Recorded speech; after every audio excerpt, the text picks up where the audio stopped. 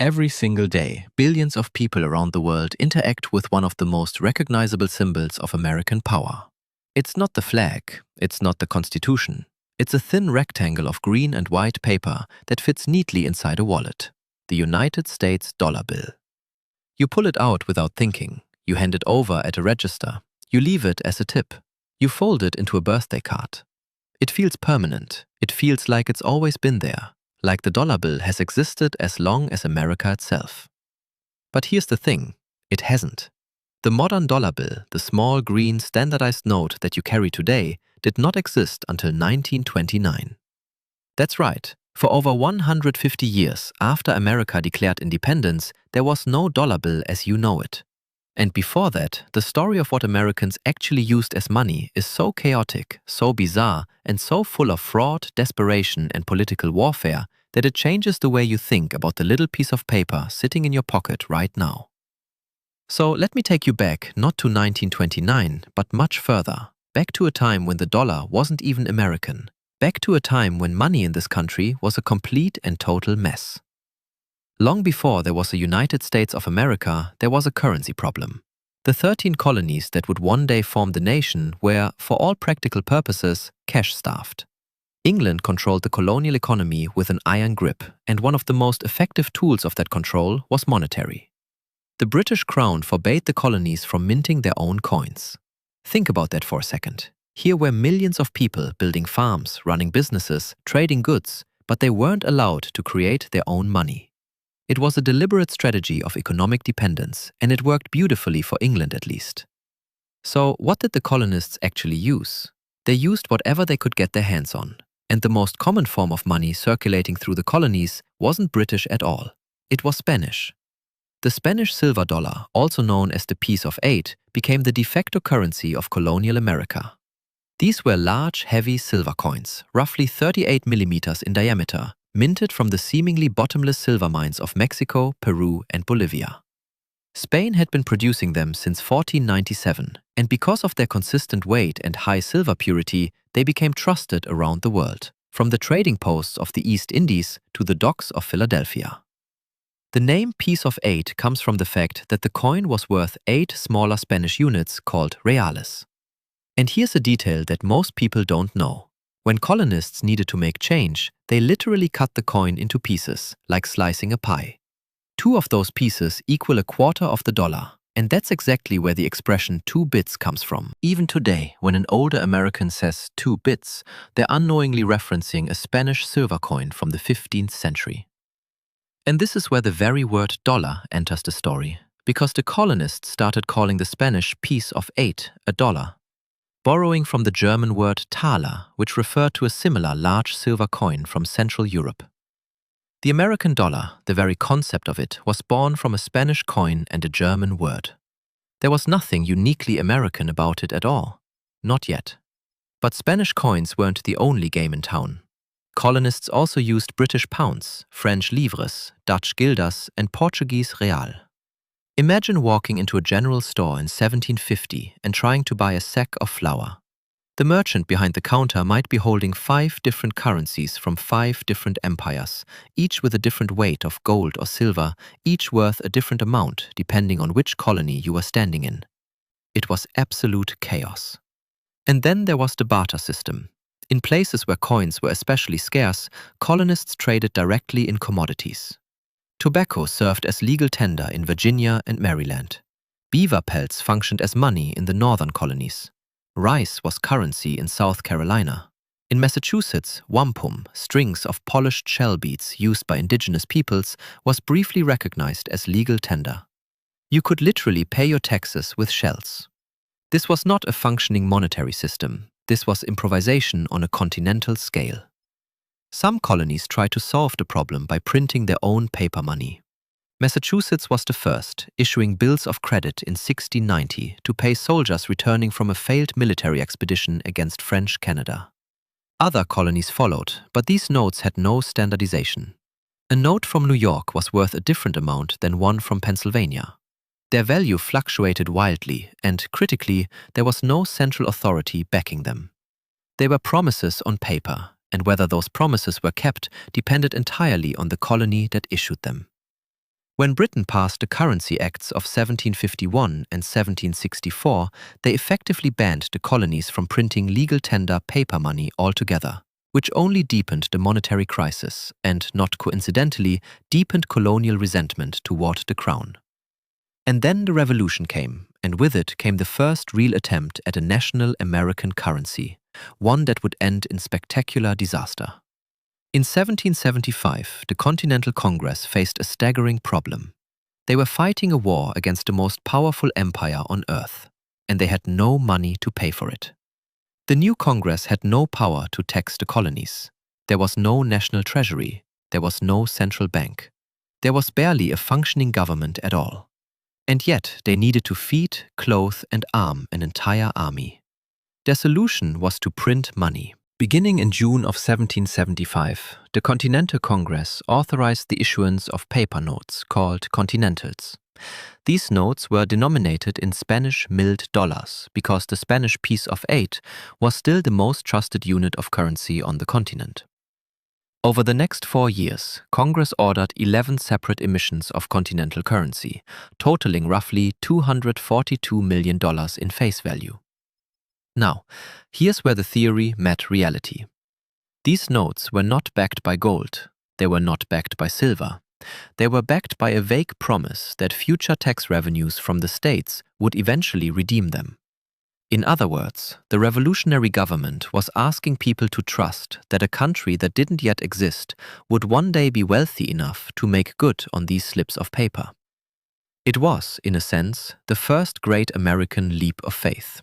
And at first, it worked. Early Continentals circulated at or near the value of actual Spanish silver dollars. People accepted them. Commerce moved. Soldiers got paid. But the Congress kept printing and printing and printing. The more notes they issued, the less each one was worth. By 1779, it took roughly 40 continental dollars to buy what $1 in silver coin could purchase. By 1781, the ratio had collapsed to somewhere around 168 to 1. The notes became so worthless that soldiers reportedly wallpapered their barracks with them. The British made things even worse by flooding the colonies with expertly produced counterfeits. British agents in New York printed fake continentals by the thousands and distributed them through the countryside, deliberately accelerating the inflation that was already tearing the currency apart. It was economic warfare, and it was devastatingly effective. The phrase that was born from this catastrophe is still used today. Not worth a continental. When Americans say something is worthless, they are echoing the economic trauma of the revolution. And the experience left such a deep scar on the national consciousness that for the next 80 years, there was an almost primal fear of paper money in American politics. The Founding Fathers were so scarred by the hyperinflation of the Continental that when they wrote the Constitution, they deliberately gave Congress the power to coin money, but said nothing about printing it. The Constitution also explicitly prohibited the states from issuing bills of credit. The message was clear. Paper money had nearly destroyed the revolution. They were not going to let it happen again. So what came next? If paper was out, then the new American Republic would build its monetary system on metal. And the man who designed that system was Alexander Hamilton. On April 2, 1792, President George Washington signed the Coinage Act into law. This was one of the most foundational pieces of legislation in American history. And yet, most people have never heard of it. The Act established the United States Mint in Philadelphia, created a decimal currency system, and for the first time defined the American dollar in precise terms of metal. One United States dollar was to contain 371¼ grains of pure silver, or approximately 24 grams. Hamilton arrived at this number by doing something remarkably practical. He ordered the Treasury to collect a random assortment of well-worn Spanish silver dollars, weigh them, and average the result. The American dollar was literally modeled on the Spanish piece of 8, calibrated to match the coin that Americans already trusted. The act also established gold coins, the eagle worth $10, the half eagle at 5, and the quarter eagle at 2.5. It set up a biometallic standard, fixing the ratio of gold to silver at 15:1. And it carried a penalty for debasing the currency that feels almost medieval by today's standards. Any officer of the mint convicted of fraud or embezzlement would face the death penalty. That's how seriously the founders took the integrity of their money. But here's the thing about coins. They were beautiful, they were trustworthy, they were backed by actual precious metal, and they were completely impractical for a growing economy. Coins are heavy, they're hard to transport in bulk. You can't send a barrel of silver dollars across the Appalachian Mountains on horseback and expect it to arrive intact. And perhaps most critically, there was never enough gold and silver in the country to meet the demands of commerce. America was expanding westward at a breathtaking pace, and the supply of coined money simply couldn't keep up with the demand. So even though the federal government refused to issue paper currency, that didn't mean paper money disappeared from American life. Far from it. In fact, the period from roughly 1837 to 1863 was one of the most extraordinary and chaotic chapters in the history of money anywhere in the world. Historians call it the free banking era. And if you could travel back in time to witness it, you would think you'd stepped into some kind of financial fever dream. During this period, there was no national paper currency. Instead, individual state-chartered banks were allowed to print their own banknotes. And they did. Thousands of them.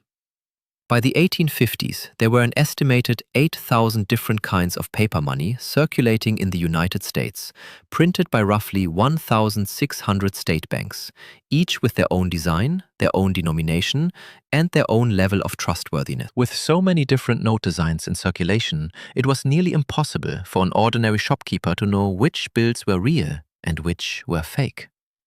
Entire periodicals were published, thick booklets called counterfeit detectors and banknote reporters that attempted to catalog every legitimate banknote in the country, alongside descriptions and illustrations of known counterfeits. Merchants would keep these guides behind the counter and consult them every time someone handed over an unfamiliar bill. It was like trying to verify a passport in a world where every town issued its own. And then there were the wildcat banks. These were institutions that existed almost exclusively to issue worthless paper and then disappear. The name allegedly came from the practice of setting up a bank in a location so remote, so deep in the wilderness where the wildcats roamed, that anyone who tried to redeem their notes for gold or silver coins would find it virtually impossible to reach the bank. By the time they got there, the bank would be gone, its owners vanished, and the notes would be nothing more than decorated paper. Some wildcat banks kept almost no reserves at all. They would print thousands of dollars in notes, loan them out, and when depositors or note holders came knocking, the tills were empty. President Andrew Jackson tried to rein in the chaos. In 1836, he issued the Specie Circular, which ordered that federal land could only be purchased with gold or silver coin, not paper banknotes. The idea was to force banks to prove they actually had the precious metal to back their promises. But the sudden demand for hard currency triggered a panic. People rushed to convert their banknotes to coin, discovered that many banks couldn't pay, and a cascade of failures swept the country. The Panic of 1837 devastated the economy. Banks collapsed by the hundreds, and the fundamental question at the heart of American finance, what is money and who gets to create it, remained violently unresolved. It took a civil war to finally answer it. When the first shots were fired at Fort Sumter in April of 1861, the Union government faced the same problem that the Continental Congress had faced 86 years earlier. They needed to fight a war, and they didn't have the money to pay for it. The federal treasury was nearly empty.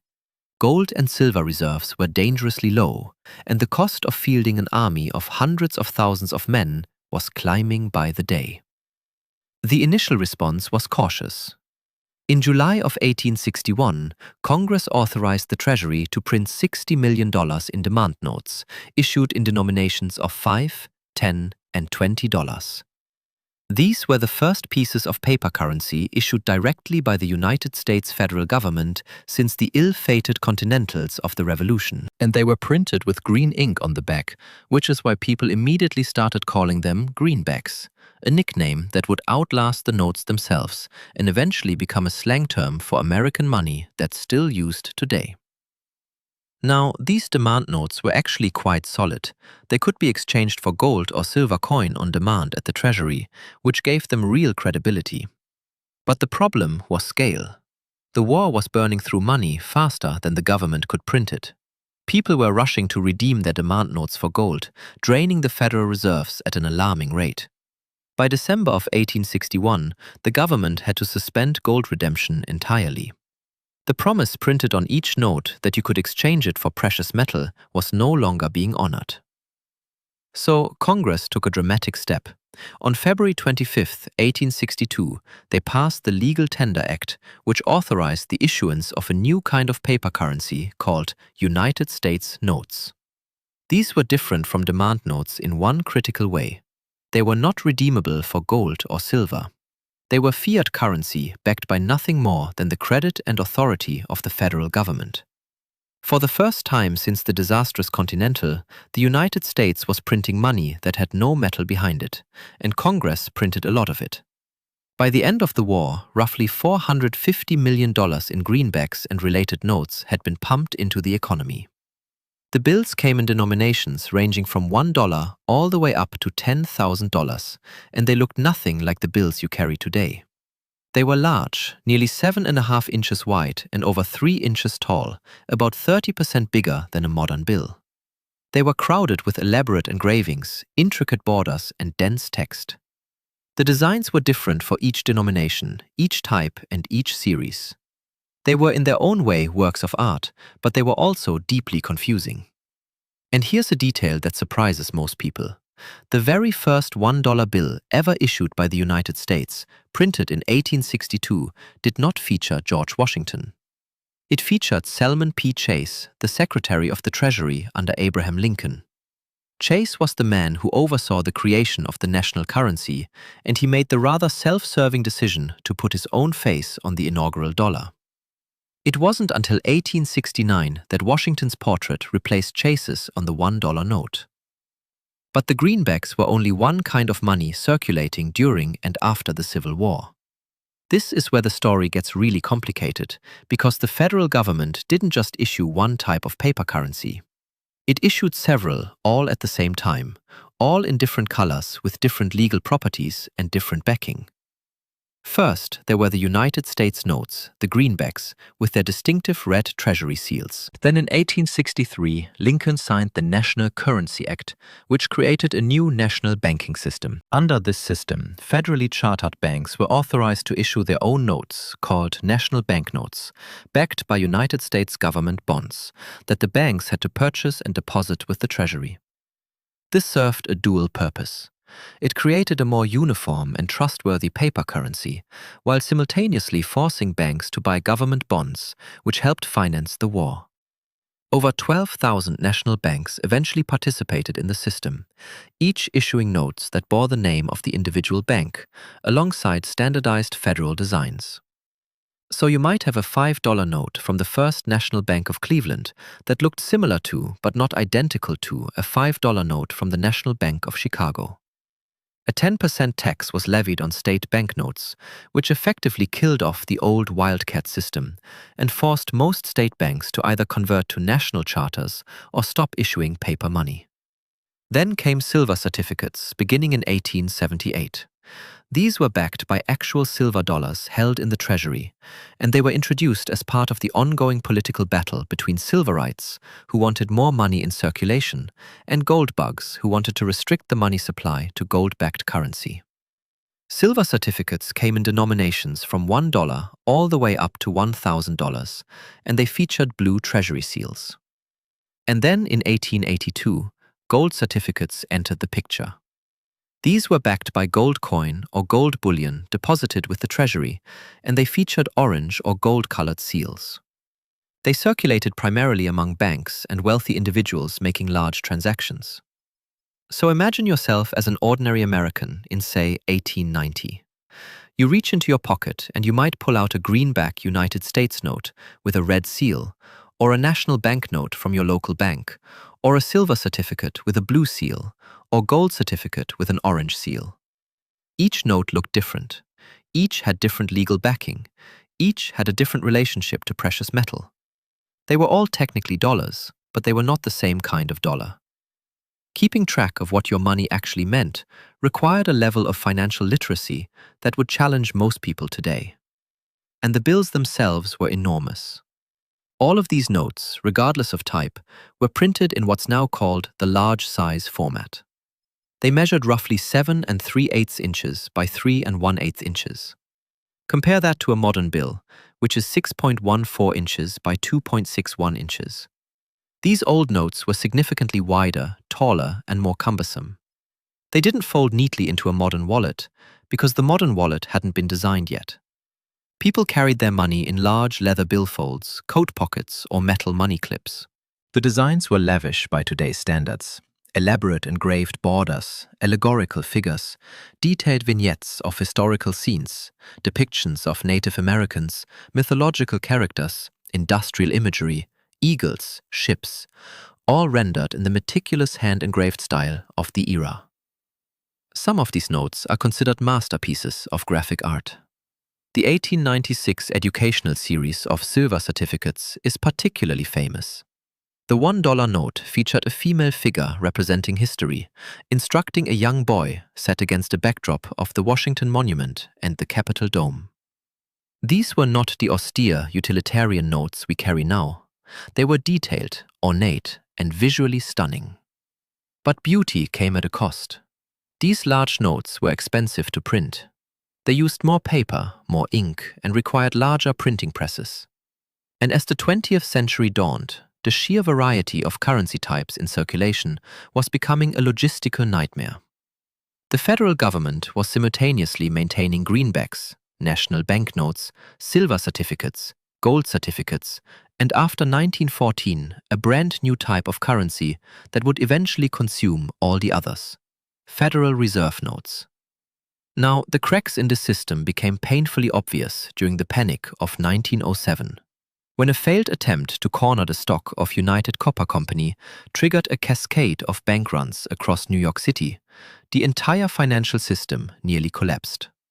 There was no central bank to inject liquidity, no institution with the authority to stop the bleeding. The crisis was ultimately resolved by one man, J.P. Morgan, who personally summoned the leading bankers of New York to his private library and essentially forced them to pool their resources and backstop the failing banks. A single private citizen had to save the American financial system because the government didn't have the tools to do it. It was humiliating and it was terrifying, and it made the case for a central bank impossible to ignore. 6 years of debate, political maneuvering, and intense lobbying followed.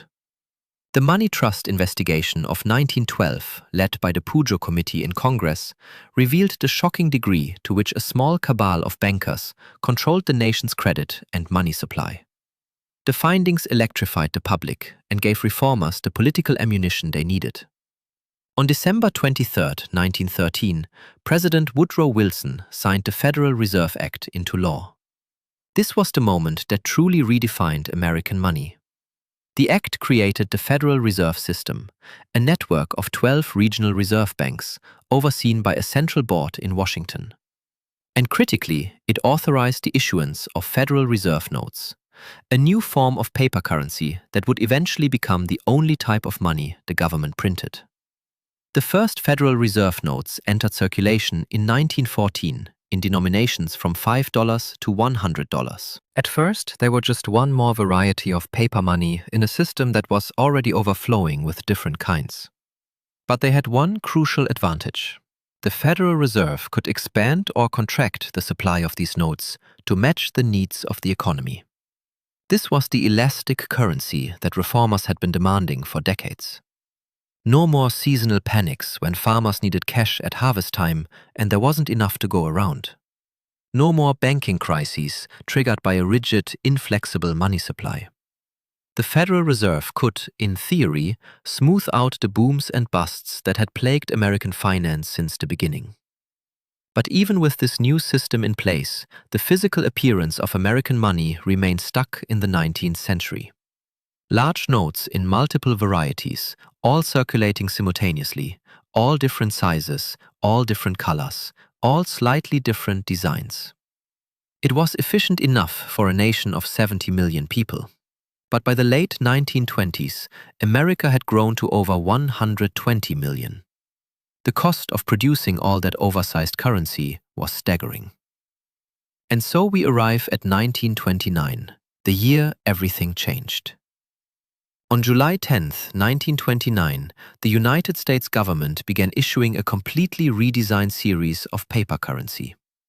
Every denomination, every type was shrunk to a uniform size, approximately 6.14 inches by 2.61 inches. That's about 30% smaller than the old large-size notes. For the first time in American history, all paper money was the same dimensions regardless of denomination. A $1 bill was the same size as a $100 bill. A silver certificate was the same size as a Federal Reserve note. This was the birth of the modern dollar bill as we know it. The decision to shrink the currency was driven primarily by economics. The Treasury estimated that the smaller notes would save roughly $800,000 a year in paper and ink costs alone. But the redesign was about more than just saving money. It was about standardization. For the first time, each denomination was assigned a permanent portrait. Washington on the 1, Jefferson on the 2, Lincoln on the 5, Hamilton on the 10, Jackson on the 20, Grant on the 50, Franklin on the 100. These are the same faces that stare back at you today, nearly a century later. The backs of the notes were redesigned too, though it took a few more years for the final versions to appear. The first small-size $1 silver certificates issued in 1928 featured an oddly plain reverse with a large printed 1 in a simple green border. People thought they looked so strange that they were nicknamed funny backs. It wasn't until 1935 that President Franklin Roosevelt and his Secretary of Agriculture, Henry Wallace, commissioned a reverse design featuring the Great Seal of the United States. The design with the pyramid and the all-seeing eye on one side and the bald eagle on the other that remains on the dollar bill to this day. And there's a fascinating story behind that pyramid design. Wallace had been reading a book about the Great Seal and was struck by the Latin phrase Novus Ordo Seclorum, meaning a new order of the ages. He brought the idea to Roosevelt, suggesting that the unfinished pyramid with the Eye of Providence above it would be a powerful symbol for a nation rebuilding itself during the Great Depression. Roosevelt agreed, and the design went to print. It's one of the most analyzed and speculated about images in American culture, inspiring conspiracy theories and secret society lore for decades. But its origin was remarkably practical. Two government officials flipping through a book and deciding they like the look of it. Now, stepping back from the details for a moment, let's consider what this entire journey actually reveals. For over 150 years, the United States, the nation that would eventually become the world's dominant economic power, could not figure out what its money should look like. From Spanish coins cut into pieces with knives, to worthless continental script, to thousands of competing private banknotes, to oversized greenbacks issued in a civil war, to a confusing jumble of gold-backed, silver-backed, and government-backed paper, all circulating at once. The story of the American dollar is a story of constant improvisation, political compromise, and periodic catastrophe. And each phase of that story reflects something deeper about the country itself. The colonial reliance on foreign coins speaks to the reality of imperial dependence. The continental currency disaster reveals the fragility of revolutionary ambitions when they're not backed by economic power. The free banking era's chaos mirrors a nation that was expanding faster than its institutions could keep up. A country so committed to decentralization and individual liberty that it couldn't even agree on what counted as money. The Civil War greenbacks represent the moment when the federal government finally asserted its authority over the national economy, using the crisis of war to do what it couldn't do in peacetime. And the creation of the Federal Reserve in 1913, followed by the currency redesign of 1929, marks the culmination of a century-long struggle to build a monetary system worthy of a global superpower. But there's another thread running through this story, and it's one that matters enormously to the present day.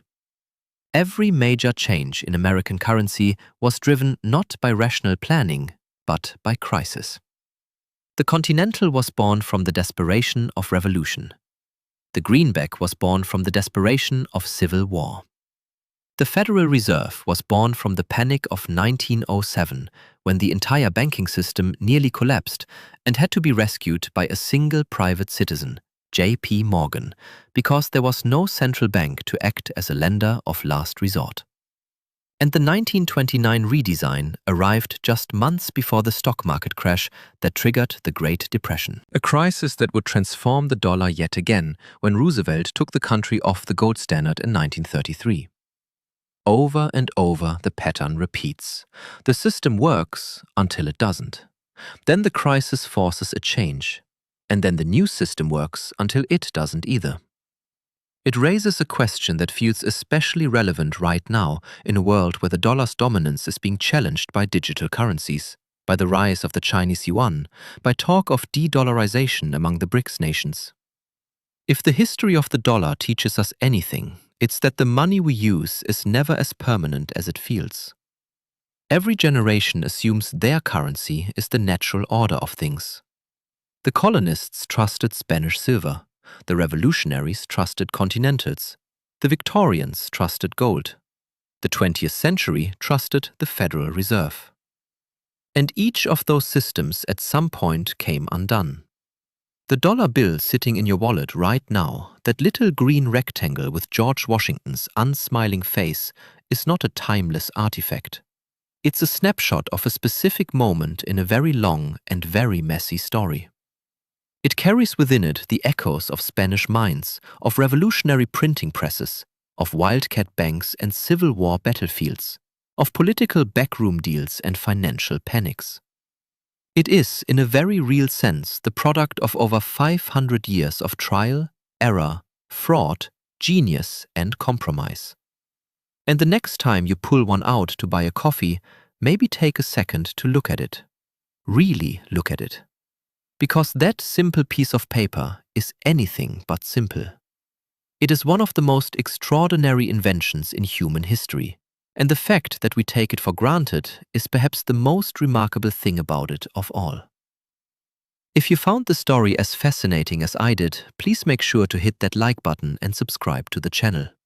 I've got a lot more stories like this coming and you won't want to miss them. Thanks so much for watching, and I'll see you in the next